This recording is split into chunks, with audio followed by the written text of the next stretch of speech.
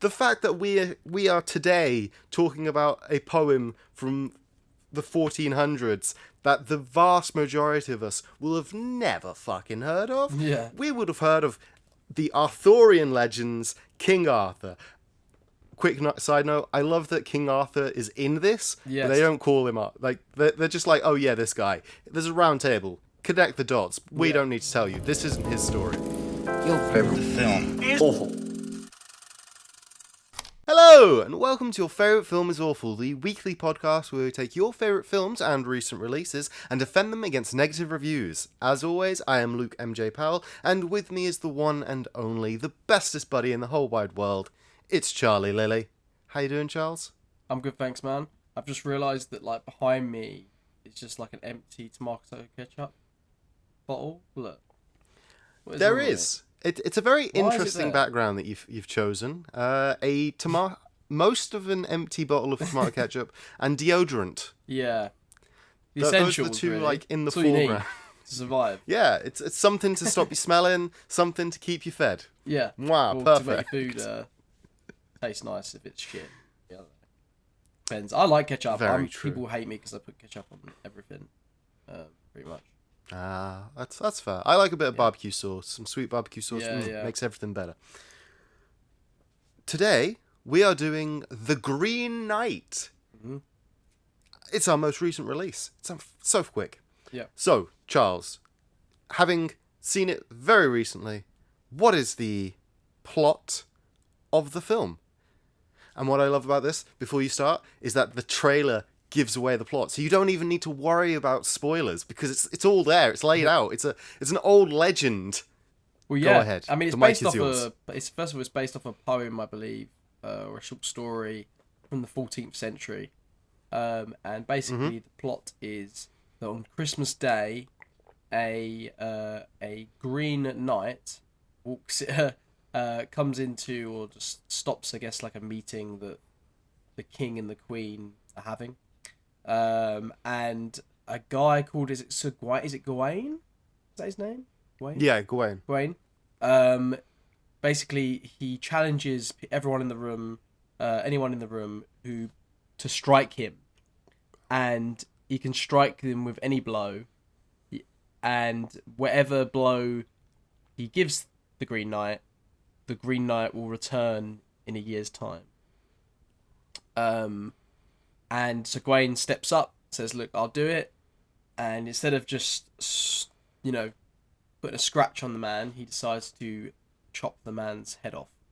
Little does he know. Yeah. He gets baited. He takes the bait. Yeah. Instant regret. Yep. Little does he know that the Green Knight picks his head up, laughing, and rides off with it. Mm-hmm. The rest of the movie is Gawain, essentially on a search to find the Green Knight and the journey in between that. I guess that's the plot. Yeah. We get the beginning, agree. and then it flashes forward a year, and it's like, yo, gotta go find the Green Knight, get Yeah. your head chopped off you pop. Sort yourself out. No, that's it. Yeah. Yeah. And adventure ensues. Lots of things happen. Yep. But of course, like all films, like all plot synopses, you missed out a couple details. This one specifically about the sound. I don't know if you noticed, but Jet Graphics with this 1 out of 10 definitely noticed. When you need subtitles to watch a movie, it's a waste of time. My time. Was he complaining about like it being too quiet? Yeah, the title of that review was Mumbly Mumble Mumble. I see. I mean, this is a movie, for starters, it's quite metaphorical, so like to take what the people are saying literally is not what this movie asks you to do anyway. I think that a lot of the film is told to you visually anyway. So I never noticed a problem with the sound personally. I don't know. I mean, this person obviously watched it at home. So that's your own fault for not going to see it in the cinema. So suck it. In the cinema you don't have that problem, so you can go watch it there. And I mean that's my rebuttal to that. Just Why watch this new release at home? That's a fair when you watch it rebuttal. at the cinema. There you go. Yeah. If I may add on, Yeah. sound is it can be an issue, but it doesn't denote from the quality of a film. Prime example, Tenet, which was commonly slated for the sound mix. So again, if people can hold that as like the best film, even of that though I didn't year, have a problem with that I either. think sound isn't such a big I don't know issue. if that's because I saw it in the cinema. But then people who saw it in the cinema also complained. Exactly. Also, right, I just want to kind of circle the review in like a red ink. When you need subtitles to watch a movie, it's a waste of time. I don't think Jet's been watching any foreign films recently. I think Jet That's missed Parasite. Yeah. And missed that like global recognition that, oh yeah, we should watch foreign films. Yeah, the subtitles aren't that bad. You're missing out on so many like interesting, different stories just because you can't be asked to read.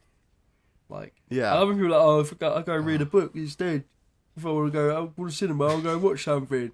Like, to be fair, like when you're in, you forget about them halfway through. Like, not even halfway through. Like, I mean, I took my dad recently to go see Another Round, and afterwards, and he was like, you know, my dad doesn't watch particularly many foreign films unless I force him to. But you know, he came to see this with me, and he was like, yeah, I didn't even think about it. Like after the first 5 minutes, and I'm like, well, if it's a good movie, it doesn't matter. You forget about it. Exactly. You know what I mean? So, I mean, stupid argument. On to the next one. That was Very foolish. Okay. We'll go on to Link Jones's half-star review. This movie is harmful to cinema. People hear movies are in trouble, then they are told they must go to movie theaters and that, holy shit, there is a really good movie playing right now, which must be seen in theaters. Then they walk into this, and I have to guess, they just feel gypped. Profoundly boring. Weirdly amateurish editing for something that was recut for a year? Why are there strange fades all over? The titles are at this point just a A24 inside joke, I have to guess. But more importantly, far too pretentious. I love slow movies, but I gotta understand why it is slow.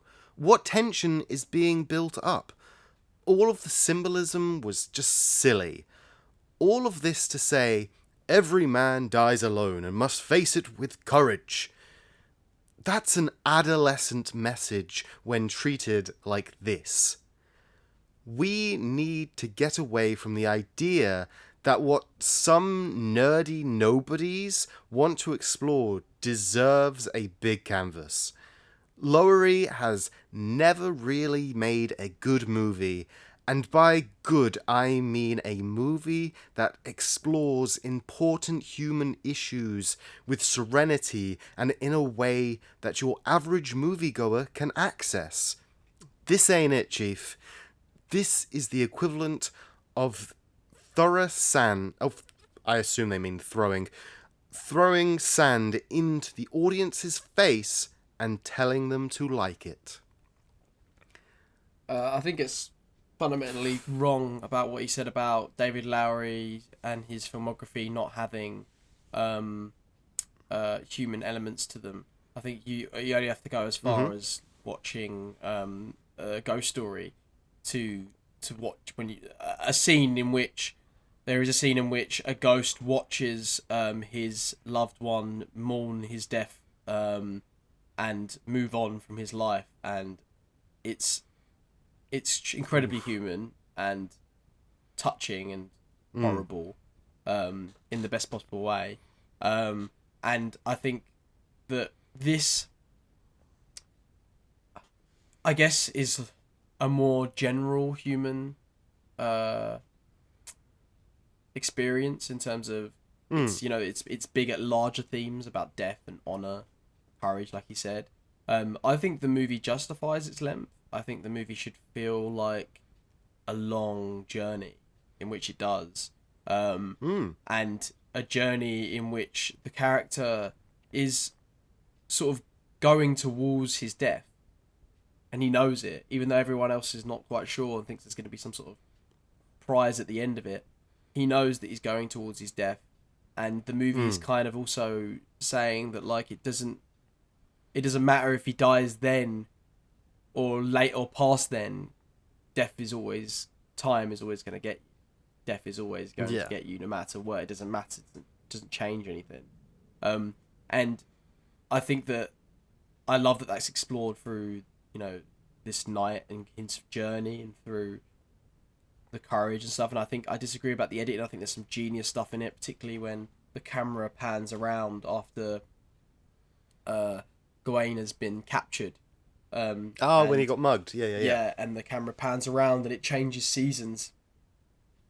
And then we see him like as a skeleton, and then it reverses time almost and goes back the other way, and he's there. And it's almost to say like he could have died at this point. It doesn't matter. Yeah. Like what's going to happen? It's inevitable that death is going to get him. And I just thought that was yes. And I just love that. I love that it's told in this sort of fantastical world. I mean, I do understand what he's saying about like, this is the time where we need people to go to the cinema, and the general audience is not necessarily going to like this movie. I do understand that. This isn't necessarily the movie that's going to bring people back into the cinema. But I think it's important for these movies to be made, because at the end of the day, it's not just for... I mean, film is entertainment business, but it's also an art form. And it's also there to provoke and to create feelings in you and to make you contemplate things you don't want to contemplate. And I think this movie does exactly that. I think that's probably why people don't like it as well, as I think it makes you confront the very thing that no one wants to confront, and that is their own mortality. And that they can... And I think the darkness and the broodiness and the slowness of the movie that makes you constantly think about that is just not what people want to watch, necessarily. And I understand that, but I think that's deliberate. And I think it's a film that forces you to think about those themes and your own mortality. I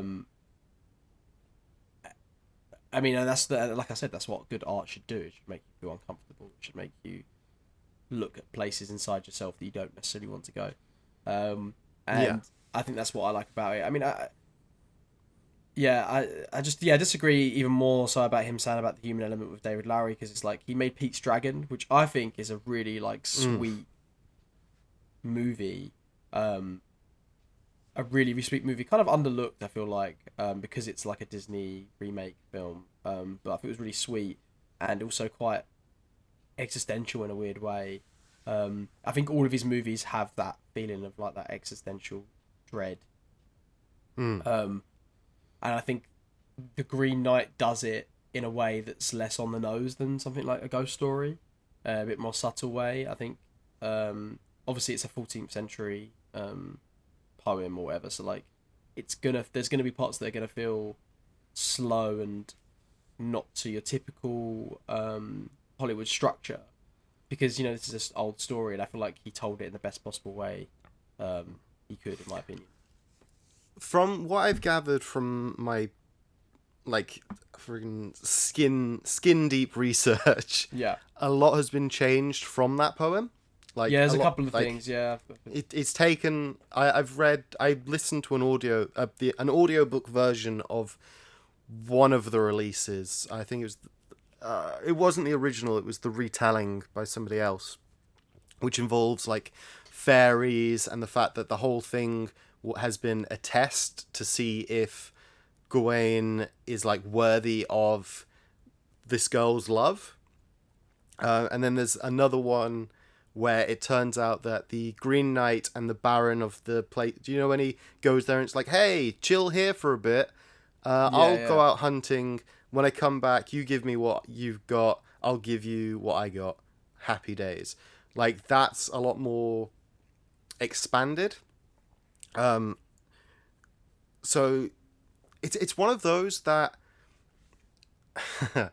they always say like the book's better and stuff, but this is so, for me personally, from what I've experienced, it's quite divorced from it.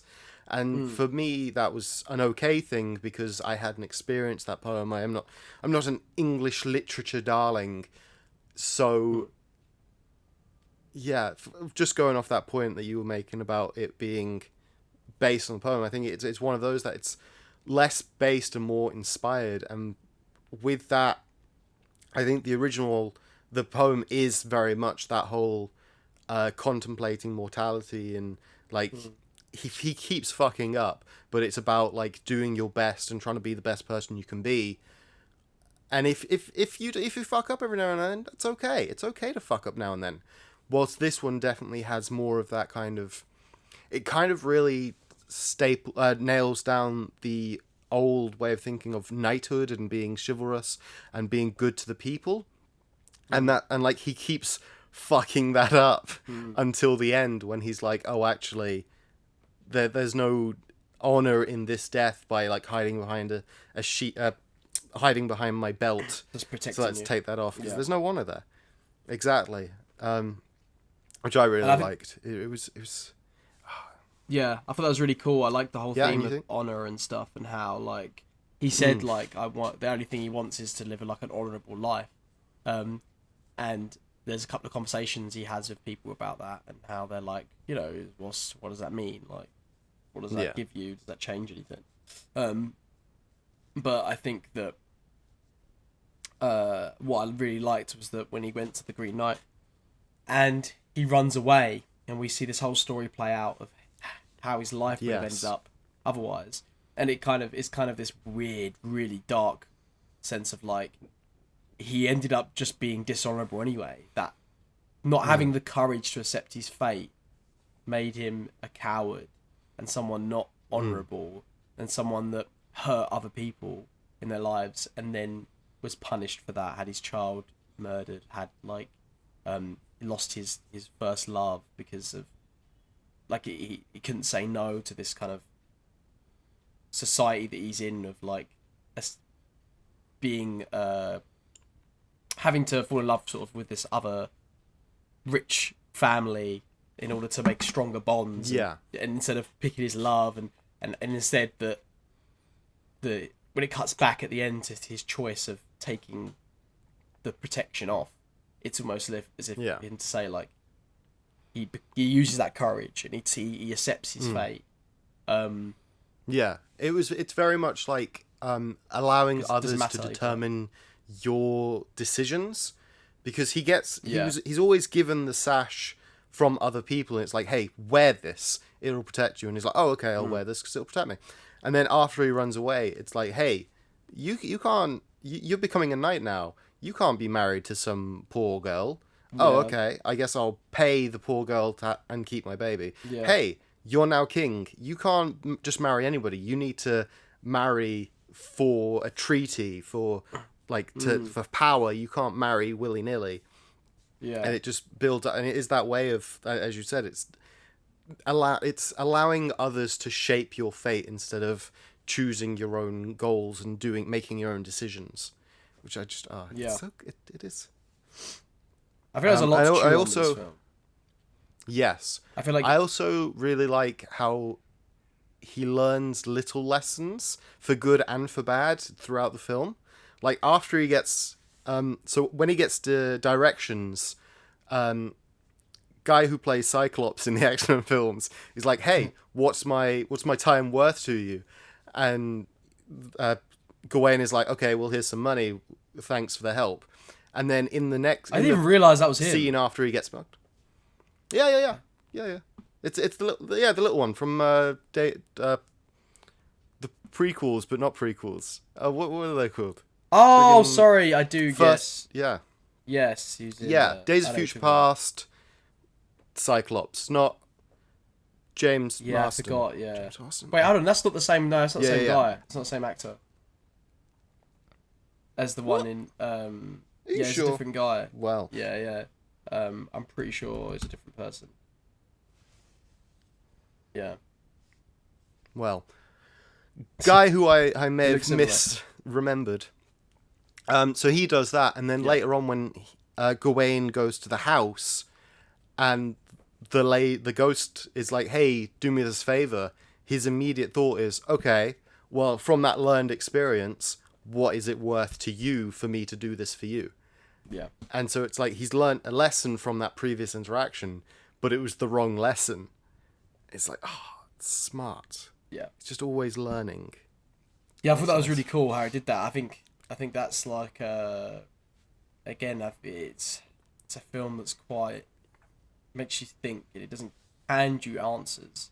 It poses questions. I think I read a quote before from Michael Haneke, who said that films shouldn't provide answers. They should only pose questions for people to think about. Essentially, I completely paraphrased and butchered that, but it was something along those lines. Yeah. Should we do the next review? Yes. Also, the guy I was thinking about is Barry Keoghan. Yeah, he's Irish, Keoghan? isn't Yeah, he's the Irish guy. Calm with Horses, American Animals, Dunkirk. So I completely just he? He's in Killing of a Sacred Deer. He's misremembered really that good guy. in that. Really good. Okay. Fucking good. Okay, so this is from Joan Barquin. It is a D. It's graded in letters. How different. I love it. Sir Gawain and the Green Knight is one of the richest medieval texts and a delightful story one could spend hours discussing with no possible end to the interpretations available in its verse.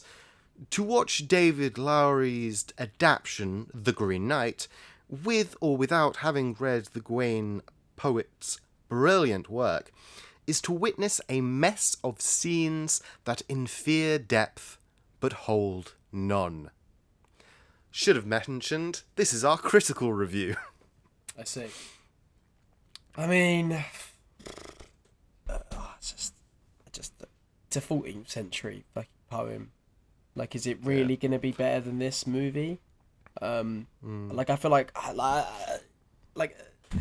I feel like he pretty much gets all the themes and stuff that as far as I'm aware, he gets from the poem. But I feel like he tries to add his own stuff in, like with the giant people and stuff and the weirdness. And I feel like that it all kind of, I feel like it's all justified. Again, like you said earlier, Luke, that I don't get when people sort of want like carbon copies of like books or things just completely adapted to films. Like, would you not want some sort of like level of it being different? You know, you already have that version of it.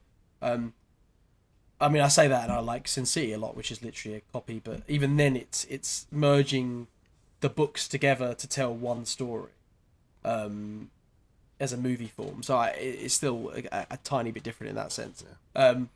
Yeah. But To be devil's advocate to what you just said there, though, the fact that it's a poem from like 14th century shows its longevity, and like it does raise the question of, in another 100 years, which one is going to be remembered, the poem from 1500 years ago or this film from 100 years ago. That's true. But then on the flip side of that, back on your side, back in the defense corner, Juan, who are you to say what an audience takes in depth? Like, to say that we're going to witness a mess of scenes that infer depth but hold none, but to take meaning and interpret what you see with those scenes is such like a fundamental personal thing that, yes, you read the poem and thus you have better knowledge of the source material, and so it's not as good as what you thought it was going to be. But I inferred this whole knighthood stuff and learning lessons. So does that mean that what I've learned isn't sufficient? That's not depth. That depth that I read into it doesn't matter. Doesn't matter. It's irrelevant to the grand scheme of it. Yeah, I mean, it's a bit pretentious That's for him fine. to say that. That's why you're a critic. Yeah. Yeah, but it's that. It's he's a critic, or they're a critic, I should say. So their opinion, we have given them a voice, and thus what they deem is true. Apart from right now, because we defend against negative reviews. Okay, next chapter. Next chapter? Whoa. Next paragraph. From the get-go, Lowery seems determined to set himself apart from this source material. In many adaptations, lack of fidelity is a benefit. Take the contemporary sensibilities Whit Stillman and Greta Gerwig brought to their Love and Friendship and Little Women respectively. But with The Green Knight, everything Lowery removed from or added to the text feels out of place. In existing key scenes where from Sir Gawain's journey, he eliminates many of the beats that make navigation of temptation and fear so compelling and ultimately fuel the character's growth. So this is the classic, they removed some scenes and I wanted to see those scenes in the film. Yeah. And they added some shit that I didn't like. Yeah. Basically. Yeah. But it's interpretation, isn't it? It's an adaptation of a poem, I believe a short poem as well. So there's going to be things that are going to make it and not going to make it because of the length and sheer different medium itself. I'm not sure about short. When I listened to the short? audiobook version, it was like an hour and a half, 2 hours of a guy reading, and I was like, okay. This is Maybe a not slog. then. And it's all like old English, and I'm like, oh. Oh, damn. Tough. Certain editorial choices, paired with stunning production design, are compelling enough.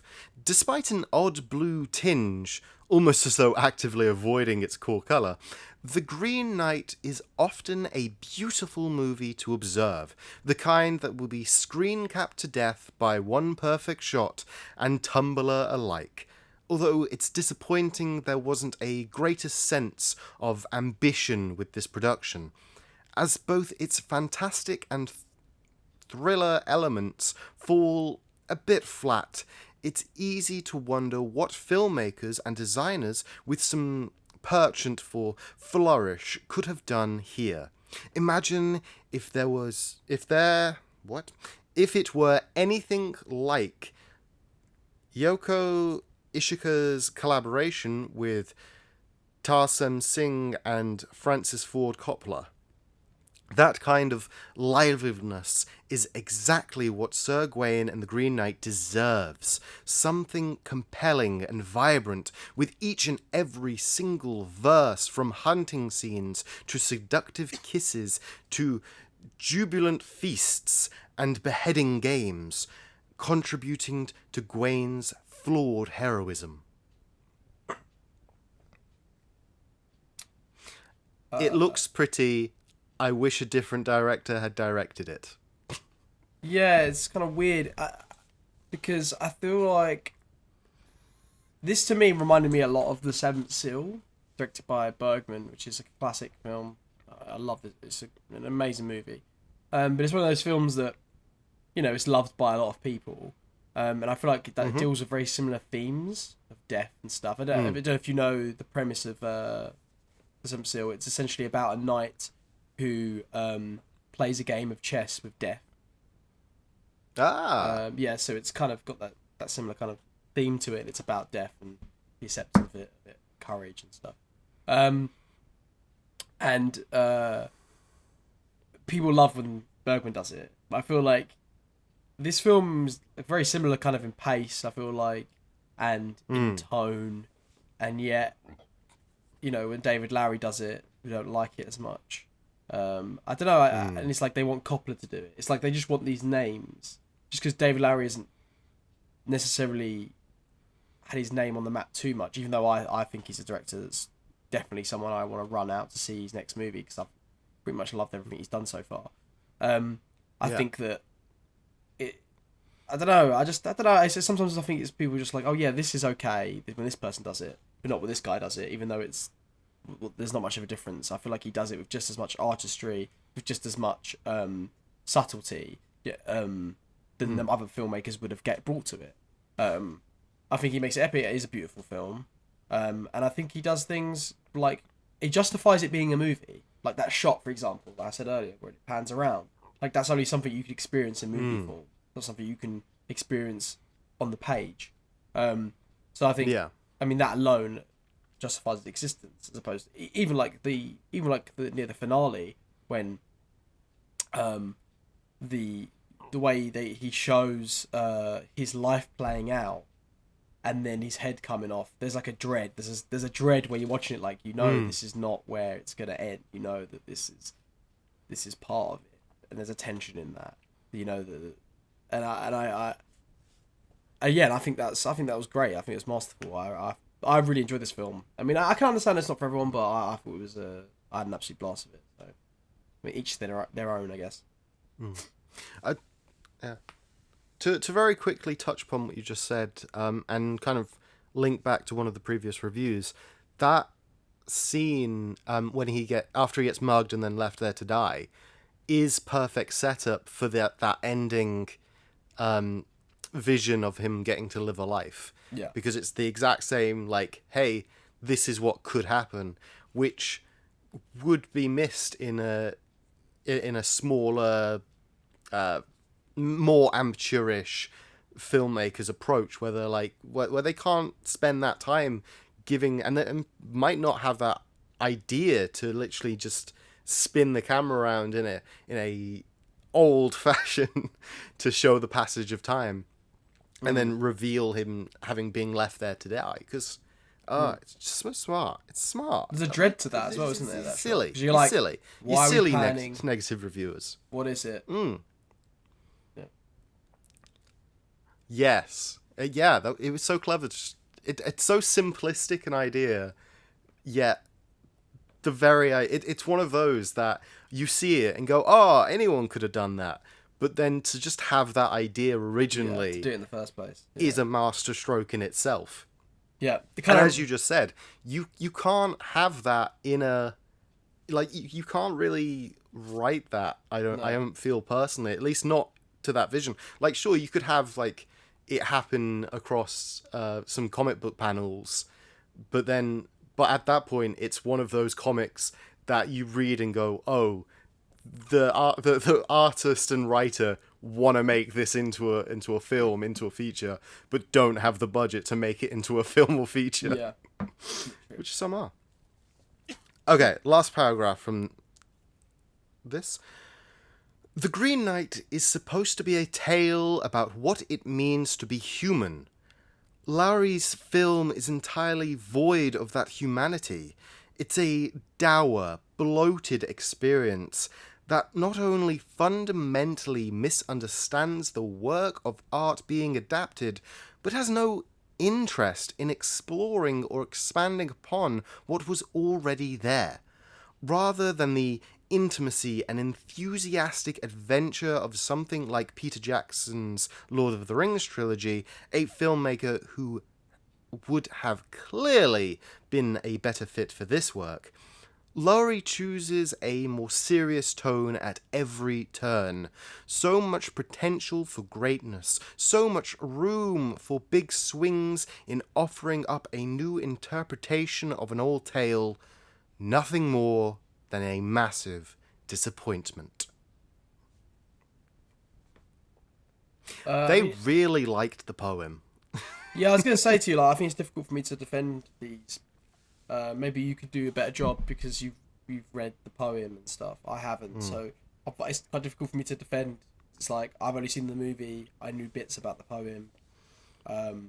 Yeah. So for me, it's I'm like my knowledge is like a step up, but then above me is like 3 more steps because I read an interpretation of the work rather than the original, and so I got this like fairy stuff, and they got to the Baron's house like very quickly, and apparently all the fairy stuff isn't in the original text, but I felt like that was a good explanation, so I don't know what the fuck the original text's meanings are.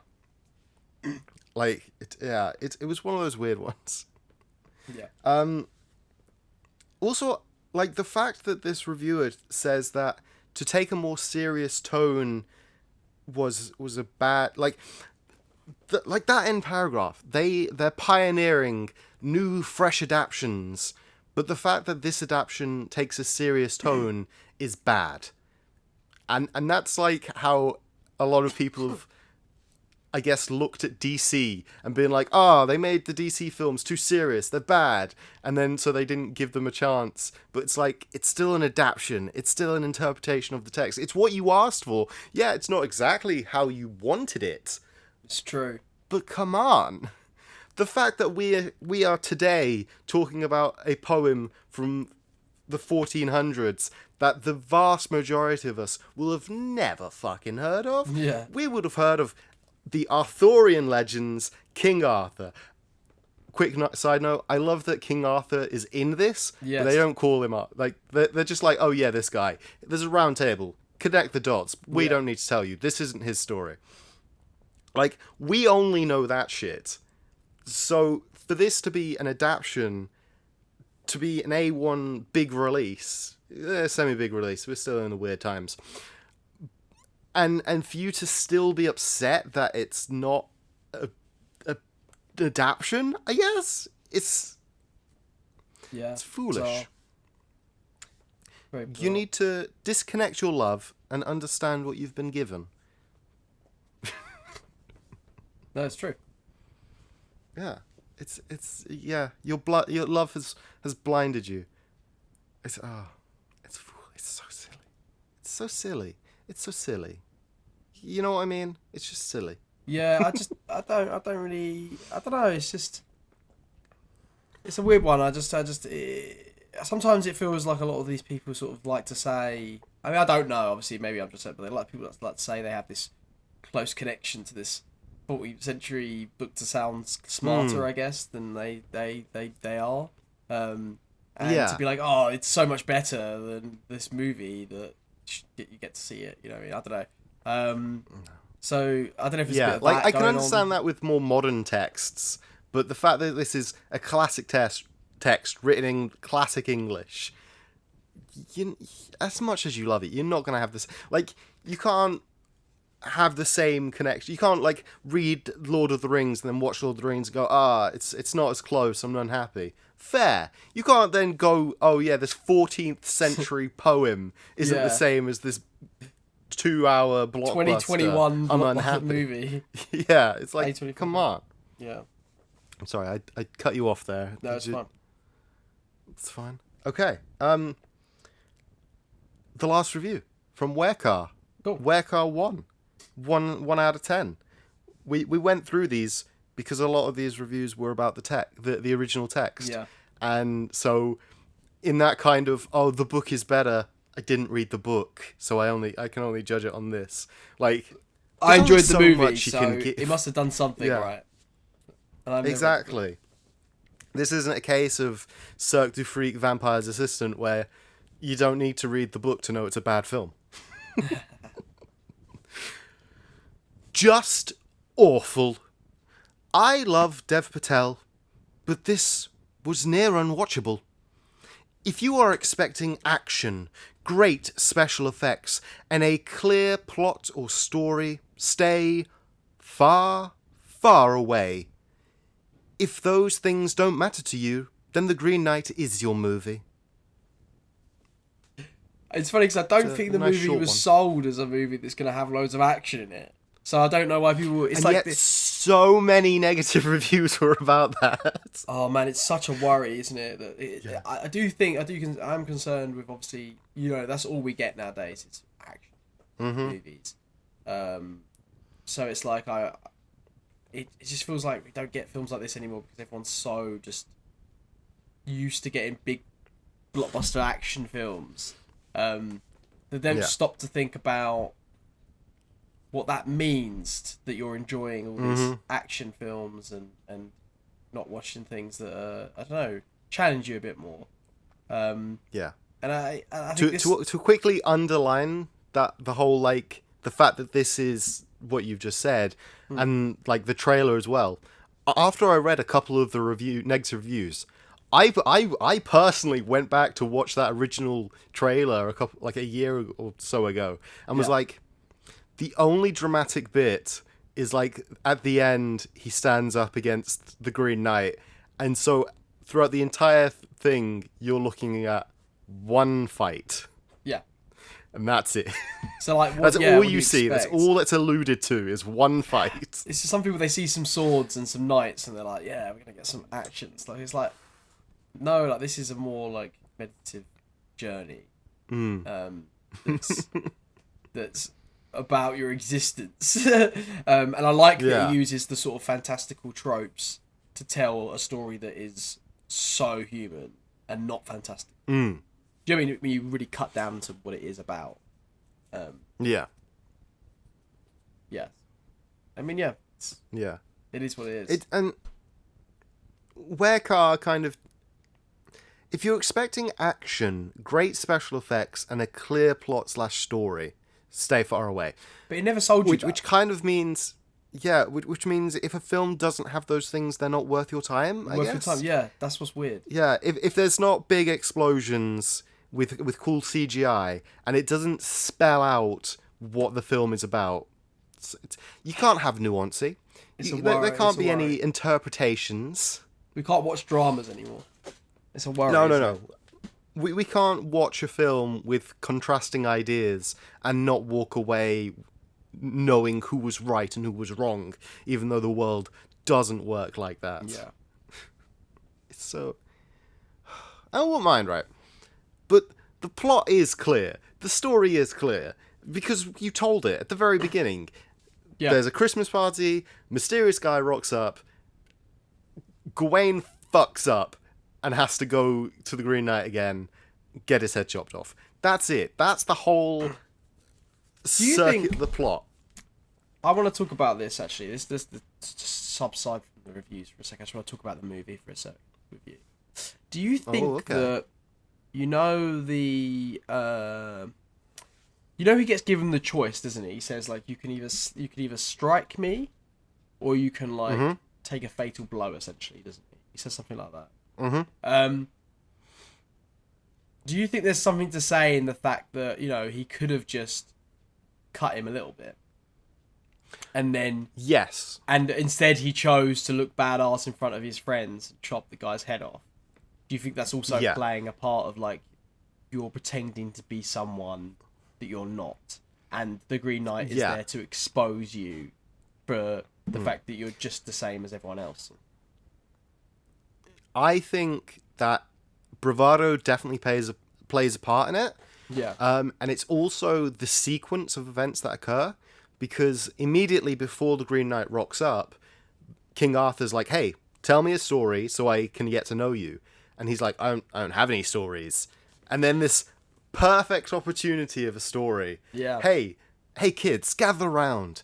Once upon a time, I was having a meal with good old, with my uncle, King Arthur. It was a great time. This arsehole walked in, just trashing the place, cut his head off. Yeah. National hero. Yeah. And it's also the fact, so that's like one element of why he would do it. Yeah. But then the other element is that the Green Knight's like, hey, you can do whatever you want, whether it's a little nick on my arm, you cut off my arm, hey, cut off my head, whatever you do, gonna give it back to you in a year. And in that, like, medieval knowledge of, hey, death is permanent. And then the Green Knight does his just full bait, hey, fucking Gawain's like, okay, how do you want me to do this? And the Green Knight's like, hey, here's my neck. Here's my exposed neck. Allow me to bend down a bit so you can just get the perfect swing. But remember, whatever you do, in a year's time, it's happening to you. So Gawain's like, okay, bravado, gotta look good for the king. This arsehole is tempting me with his neck. I'm gonna chop his head off. He ain't getting up from that. Because if he can't talk, and he isn't alive in a year, this game is over. It's all good. And so he makes a very foolish error. Yep. What do you think? Yeah, literally. Are you on that same train? Yeah, definitely. I think it's interesting because obviously it's a guy who wants to live a life of honour, yet he is not particularly courageous himself, and that leaves him down a path of dishonour until he finally does become courageous, and in that moment he takes honour in the fact that he died courageously by choosing to have his head chopped off. Yes. It's interesting. It's very So, interesting film. do you think? Because of course the film cuts before there's any yeah. like conclusion. Yeah. But of course the Green Knight lowers the axe and then does the throat stroke, being like, now let's cut off your head. Do you think after that cuts and then we go into credits that the Green Knight lopped his head off? Yeah. I could also see it just being a lesson, and that him just going like, no, like you've learnt now, you know, to live the rest of your life courageously, not to do it. But I think he definitely chopped his head off. I think he's more of a metaphor for death than anything. I think the Green Knight. Yeah. Himself. Okay. I definitely saw that throat stroke as him giving, like, as him doing the action, and thus not needing to actually chop his head off anymore. And we did see his head those chop things off as well. Before that. So exactly. Yeah. He imagined it and then had his little. So I think that's how I read it personally. I've got to say very quickly though. Did you get like almost a video game vibe? Like this could have been like a Witcher like a quest. or there's the main quest, but he keeps going off on his little side tangents. It was It was very much. We've not mentioned it for a while, but for me personally, it was like plot heavy with character stitches. If that makes the film is plot. It's plot over character, but then what happens in that plot is like stitched together by character. If that makes sense. Yeah, it's because it's about very human ideals, so it can have that, and it's that kind of journey. Yeah. He doesn't choose to run into he doesn't choose to discover the cottage, the house even. He stumbles upon it in a very, the plot needs you to find a house now. Exactly. But then what he does in the house is character driven. Exactly. Sort of dealio. Yeah, no, I would agree. It was good. Really fun film. What did you think about the giants? Why are the giants here? What did you take to mean from the giants? I'm not sure about that. I'm not sure. That's one thing I was like, I'm not sure about that. I don't know what that was supposed to mean. But I've only seen it once. I do think it's a movie that probably rewards multiple viewing. And obviously, like, as soon as this edit is finished, so. I definitely want to watch it again. Yeah, definitely. Yeah. For me, I thought it was that kind of. So he's on this grand quest, right? But have you ever just laid down and looked at the stars and realized how small and insignificant we are? Yeah. Yeah. It's that. It's like. Yeah, you're right. You can have all of the honor in the world. That's a good point. But your life is one part of the world. It still means nothing, essentially. Yeah. I guess it's quite We're still like. in that sense. Yeah. We're specks on a marble in a universe, in a galaxy, in a universe, in a multiverse. Who knows? Yeah. Yes. Okay. That's a good. That's I think a very we kind good of danced around. interpretation. I like that. I think you're probably spot on there. I think I would agree. Yeah. Especially because the giant's like, oh yeah, what the fuck are you? I'm gonna just grab you. And Gwen's like, oh fuck, no, I fucked up. Get the fuck away from me. Literally. I feel we've danced around the main question as we always do because our point here is to defend the film, and it's definitely easier dependent on our views of that film. Is The Green Knight awful? No, it's awesome. It's great. It is awesome. It's great. Time. I don't understand how on some review sites with multiple submissions it's only like a 2 out of 5, and I'm like, yeah, I don't get that. Did you not watch it? Yeah, from the sheer like production design and everything on its own, I thought it looked amazing, beautiful. Yeah, it's one of those that I definitely want to watch it again. So. And as I said, I will, and it is still. Strangely, even though we're 9 months into the year, early into the release of all of the releases of 2021. However, this could definitely, I could see this currently being on my top 10 films of 2021. Damn, we better start thinking about that soon. Actually, that's a good point. We got time. We got 3 months left of the year. It's true. My God, yeah, actually. We got Bond. Literally, as I said that, 3 months Sorry? We've got Bond at the end of the week, I think, as well. End of next week. And we do have Bond. Yeah. With But Bond, Dune, whatever Marvel throw out. Are there any other big ones? There are so many. there was a lot. So Last many Night in films. Soho, Halloween Kills, That's this year, isn't it? The Matrix, Spider-Man. Fuck. Pretty insane what we have left. For some reason, I thought Matrix was next year. Yeah, no. I'd already been like, oh no, that one doesn't count. Let's This push that. Christmas. This Christmas, coming to a theatre near you. Okay. Charles, Yeah. the final question, unless you have anything to add at the end. What do you double bill this film with? I thought about this. Okay. And I feel like there's two. I think. Excellent. I have two as well. I feel like The Seventh Seal would be a good one to pair with it. Yeah, as from I what you mentioned said already. earlier, that makes a lot of sense. I think they're definitely that'd be a great double bill. Mm-hmm. But I haven't seen this, but I've been told they're quite similar. But something like Excalibur, as well, is supposed to be quite fantastical. It's kind of similar themes and Yes. stuff. I think that might, yeah. I definitely read negative reviews which were like, oh, I'm never going to watch this again. I'm going to throw in Excalibur. And I was like, I oh, see. okay, thanks for that, I guess. Yeah. But yeah, Yeah, actually, you know that what? makes No, I'm sense. going to stick with Seventh Seal. I think that's a good double bill for Green Knight. Seventh Seal only. Yeah. Fair enough. Okay. So I have two, and they're vastly different. And one is vastly different to this film as well. So the first one I'm going to say, right, so at the end of watching the film, I was awestruck. I didn't want to speak for a few minutes. I was like, Yeah. oh, I just wanted to let it sit and process. And the last time I remember that happening to me in a cinema screen was the 2015 Filth with James McAvoy. Yeah. So very different. However, it's just that kind of like you're watching it and it's such a human experience. Yeah. And you can kind of understand what's going on. It's like, what the fuck? What the fuck? That's such a random pairing. What is life and what is my life? It is. But yeah, fair. And then the second suggestion is a little less drastic.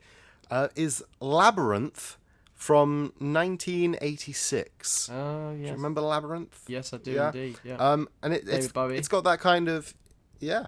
So this was medieval. That has a similar like medieval fantasy twist. It's that whole one character's journey, bumping into lots of people, learning things, becoming a better person to defeat a villain or a symbol not defeat of the villain. villainy. Yeah. And be Yeah, defeated. that sounds good.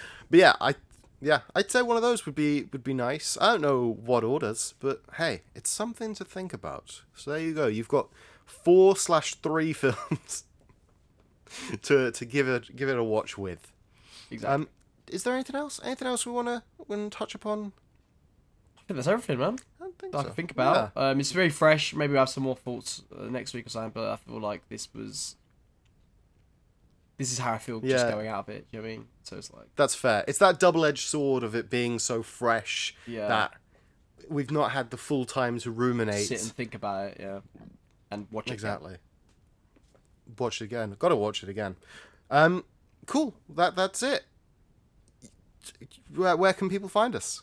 They can find us on Facebook, Instagram, Patreon, YouTube. Your favourite film was awful.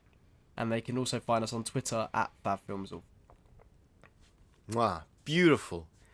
Listener, you're beautiful, I assume. Yeah. I can't see you. That's the problem with this like one-sided relationship, but also it's just the way it goes. However, beauty or naught, I hope that you're having a wonderful day, a wonderful week, a wonderful time in your life. Bye-bye. Take care, guys. What's your favorite film? God, that's awful. Favorite? Awful. Awful. Your favorite film is awful.